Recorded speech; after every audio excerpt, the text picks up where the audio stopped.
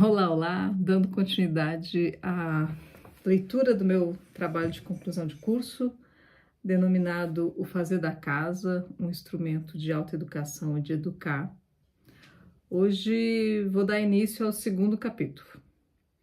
Mas antes de iniciarmos a leitura desse capítulo, tenho algumas perguntas que podem ser, inclusive, respondidas por quem está vendo esse vídeo, assim, pausar, responder e depois continuar. Que pode ser um modo interessante da gente iniciar esse capítulo. Que casa você habita? Quem habita a sua casa? Quem cuida da sua casa? Quem cuida de você?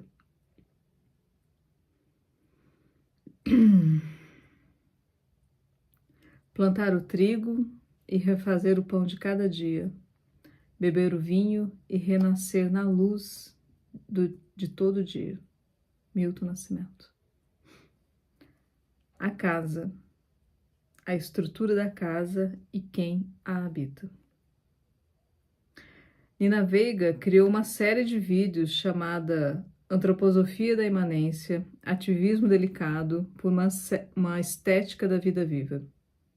Na segunda temporada, ela apresenta seu ponto de vista falando da relação da antroposofia e a casa, denominando a série como Artistar o Cotidiano, um ponto de força e cuidado. Ela traz um ponto de vista pouco discutido no nosso cotidiano sobre a casa, nos possibilitando novos olhares. Da mesma forma que no primeiro episódio da série define a casa como um lugar de abrigo, onde se produz alívio e segurança, nos é colocado que a casa também é o local do fracasso, onde pode-se fracassar, adoecer e se esconder quando necessário.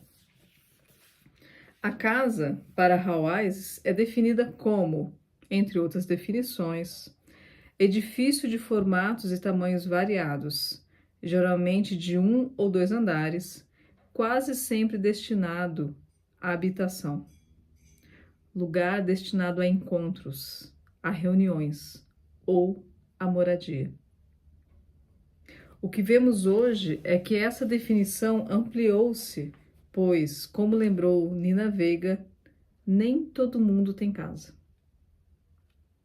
Além do fato da estrutura da casa ser, na nossa atualidade, muito variada em seu formato físico e de quem a habita.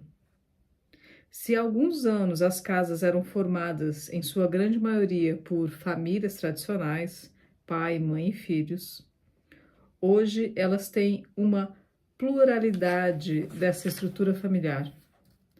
Mas toda casa é formada por pelo menos um ser humano.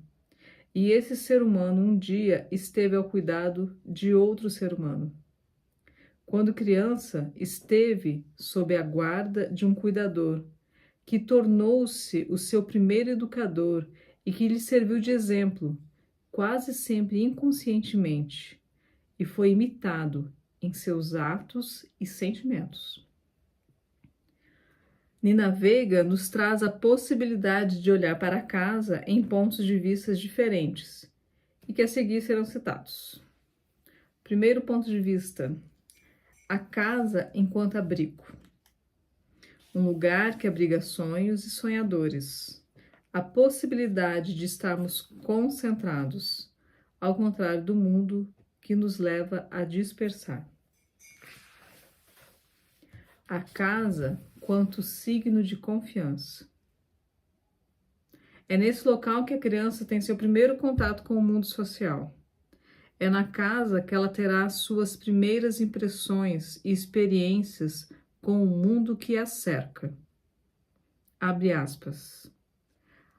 E ali, nos primeiros momentos dessa criança no mundo, este fortalecimento da casa, os aspectos de cuidado, eles aumentam a possibilidade de resiliência, da possibilidade de confiar no futuro. Fecha aspas. São palavras da Nina essa. Quem cuida dela, dessa criança, o educador, o adulto responsável por ela, é convidado a se questionar o que a criança pretende experimentar, o que ela pretende imitar. Tal ideia foi apresentada por Schuller e ele ainda continua. Abre aspas. Quando nós providenciamos boas condições e um bom conteúdo, realizamos muito no sentido de apoiar uma imitação saudável. As condições são boas quando a criança pode viver uma atmosfera de confiança e certeza. Elas imitam naturalmente numa atmosfera de confiança, abertura e comunicação. Nós proporcionamos um bom conteúdo quando oferecemos o que vale a pena ser imitado. Fecha aspas. Outro ponto que a Nina nos traz é a casa enquanto espaço. Este conceito não é apresentado somente como espaço físico, mas também como espaço de atuação, espaço que gera ritmo. A autora denomina os ritmos vitais da casa, as ações que sempre se repetem no fazer diário, tomar banho, escovar dente, lavar roupa, lavar louça, arrumar a cama. Ela traz uma definição linda para todas essas tarefas diárias e ela chama isso de retornelos. E ela fala assim, abre aspas, a casa tem seus retornelos infinitos ligados à manutenção da vida. E como isso está desqualificado? A casa é uma grande vítima do preconceito de classe, para quem e além dos preconceitos de gênero e raça. Lavar, limpar, arrumar e até mesmo cozinhar no cotidiano são quase sempre vistos como trabalhos menores, terceirizáveis. Mas são tais ritmos, isso já é uma fala minha, que produzem o território existencial da e na casa.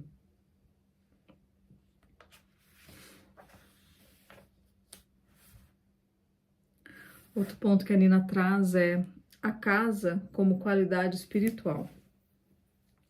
Na atual sociedade, ainda segundo a autora, não há espaço para as pessoas fracassarem, descansarem ou se abrigarem quando preciso. E a casa é justamente o lugar que permite isso.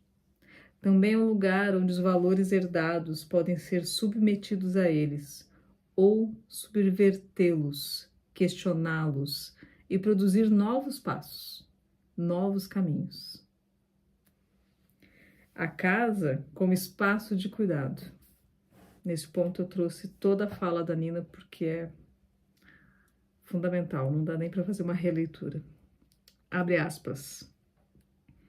Ao falar da casa como cuidado, não podemos nos esquecer que isso implica numa luta pela redução da jornada de trabalho, pela equidade de gênero na lida doméstica, pela não gentrificação, pela mobilidade, pela inclusão da criança nas necessidades do viver. Os direitos da infância, no qual o espaço da casa está inserido, não pode se alienar da luta pela democratização da dignidade do viver, em especial pela terra, pois tudo o que fazemos é em sua honra. Fecha aspas. O cuidado, segundo Nina Veiga, é um lugar de transformação, a ação de transformar-se a si mesmo. O cuidado de si, diz a autora, implica o cuidado com o outro. Vou repetir essa frase. O cuidado de si implica o cuidado com o outro.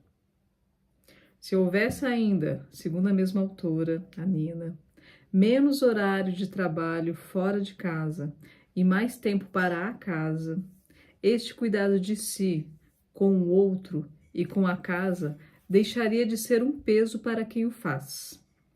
O fazer, o viver da casa, se torna um peso quando há submissão a tal trabalho e que desapropria quem o faz das condições do viver. Preciso repetir isso também, né?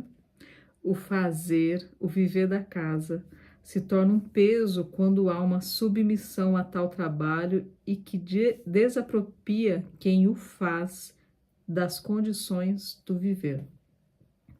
Tem-se uma necessidade de legitimar o cuidado que há com a casa e com o outro. Há uma desqualificação e desvalorização social e financeira na escolha da mãe que ficou em casa para cuidar do filho, como também da empregada doméstica que sai de casa para cuidar da casa do outro. E aí, como estão a casa de todos?